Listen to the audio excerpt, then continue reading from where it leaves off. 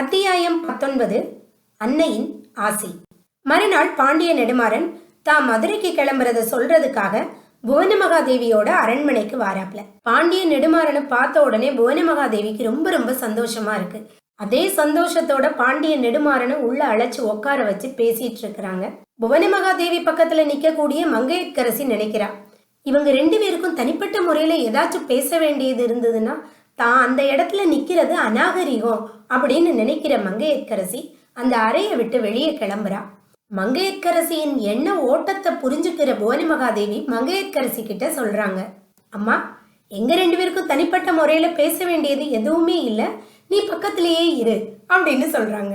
நெடுமாறனை பார்த்து புவனமகாதேவி சொல்றாங்க, அப்பா, நேத்து ராத்திரியே வானமாதேவி எல்லாமே வந்து சொல்லிட்டா, ஆனாலும் நீ உங்க அக்காவோட மனசை ரொம்ப கலக்கிட்டப்பா அப்படின்னு சொல்றாங்க. அதுக்கு நெடுமாறன் எந்த பதிலும் சொல்லாம ரொம்ப அமைதியா இருக்காப்ல.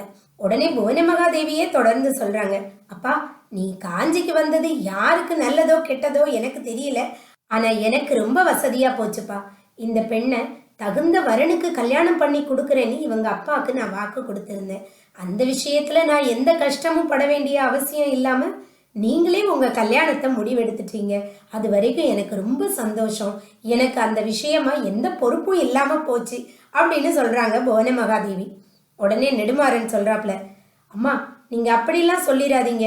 உங்களுடைய ஸ்வீகார பெண்ணின் கல்யாண விஷயமா உங்களுடைய பொறுப்பு இன்னும் தீரல. உங்களுடைய முயற்சி இருந்தாதான் இந்த கல்யாணம் நடக்குமோ என்னவோ தெரியல. கொஞ்சம் மங்கையர்க்கரசி கிட்ட கேட்டுருங்க, அவ என்ன கல்யாணம் பண்ணிக்கிட்டு உங்களோட பொறுப்பை தீர்த்து வைக்க போகிறாளான்னு அப்படின்னு நெடுமாறன் சொல்றாப்ல.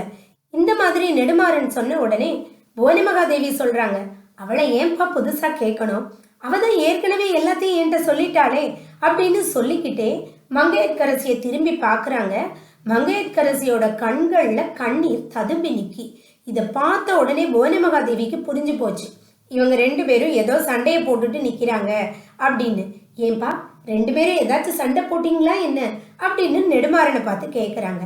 சாதாரண சண்டை போடலம்மா, பெரிய யுத்தம். வாதாபிக்கு நான் போய் சண்டை போடலல்ல, அதுக்கு பதிலா இந்த அரண்மனைக்குள்ளேயே எங்க ரெண்டு பேர்த்துக்கு இடையில பெரிய யுத்தம் நடந்துட்டு இருக்கு அப்படின்னு நெடுமாறன் சொல்றாப்ல. இவ்வளவு தூரம் இவளை நினைச்சு நான் பைத்தியம் பிடிச்சி எங்க அக்காவே எனக்கு விஷம் கொடுத்து கொல்லக்கூடிய வரைக்கும் கொண்டு வந்து விட்டுட்டு இப்ப என்னை கல்யாணம் பண்ணிக்க மாட்டேன்னு சொல்றா. இதனோட நியாயத்தை நீங்களே கேட்டு சொல்லுங்கம்மா அப்படின்னு பாண்டிய நெடுமாறன் சொல்றாப்ல. உடனே புவனமகாதேவி மங்கையர்க்கரசியை பார்த்து கேட்குறாங்க, ஏமா, பாண்டியகுமாரன் சொல்றது உண்மைதானா? உன்னை தேடி வந்திருக்க கூடிய இந்த மகத்தான வாய்ப்பை நீ ஏன் வேண்டான்னு சொல்ற அப்படின்னு கேட்குறாங்க.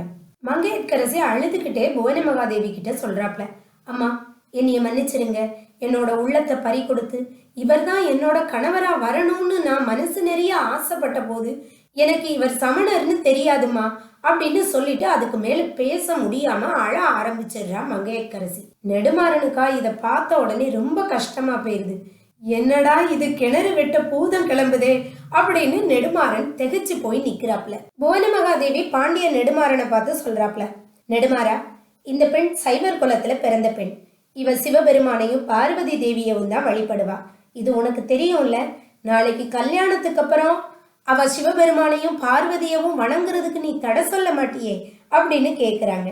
ஓஹோ, கல்யாணம் தடங்கலாகிறதுக்கு காரணம் இந்த பிரச்சனை தானா அப்படின்னு நினைக்கிற நெடுமாறன் அந்த சங்கடமான சூழ்நிலையிலிருந்து விடுபடுறதுக்கு வழி கிடைச்சதே அப்படின்னு சந்தோஷப்பட்டுக்கிட்டே புவனமகாதேவி கிட்ட சொல்றான், அம்மா, அப்பேற்பட்ட மூர்க்கன் நான் கிடையாது. சமண சமயத்துல நான் பற்று கொண்டவன் தான், ஆனா அதுக்காக சைவத்தை வெறுக்கிறவன் எல்லாம் கிடையாது. அம்மா, என்னோட ஆருயிர் நண்பன் குலச்சிறை மிகச்சிறந்த சிவபக்தன். நான் சுகமில்லாம இருந்தப்ப இங்க வந்து திருநாவுக்கரசர் பெருமான் கிட்ட திருநீர் வாங்கிட்டு வந்து எனக்கு பூசி விட்டான். நான் அதை வேண்டான்னு சொல்லலையே. நாங்க மதுரையில இருக்கும்போது அவன் காலையில மத்தியானம் சாயந்தரம்னு 3 வேளையும் கோயிலுக்கு போய் மீனாட்சி அம்மனையும் சுந்தரேஸ்வரரையும் வணங்கிட்டு தான் வருவான். அதையும் நான் மறுத்தது கிடையாது.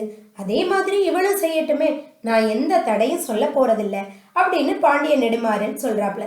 இதை கேட்ட உடனேதான் மங்கையர்க்கரசியோட முகம் மலர ஆரம்பிக்குது. இவங்க ரெண்டு பேரோட பிரச்சனைகளையும் தீர்த்து வச்ச புவனமகாதேவி அந்த காதலர்கள் 2 பேரையும் தனக்கு எதிரில் தம்பதிகள் மாதிரி நிக்க வச்சு அவங்களுக்கு ஆசிர்வாதம் வழங்குறாங்க. அதுக்கப்புறம் அவங்க 2 பேர் கூடயும் கொஞ்ச நேரம் பேசிட்டு இருந்துட்டு நெடுமாறன் கிளம்புறாப்ல. நெடுமாறன் கிளம்பி போனதுக்கு அப்புறம் புவனமகாதேவி மங்கையர்க்கரசிய அன்போட கட்டி பிடிச்சுக்கிறாங்க. அம்மாடி, நீ கவலைப்படாத. நீ கொஞ்ச நாளா கனவு கண்டுட்டே வரேன்னு சொல்லிக்கிட்டு இருக்கிறல்ல, அந்த கனவு நிச்சயமா பலிக்கும்.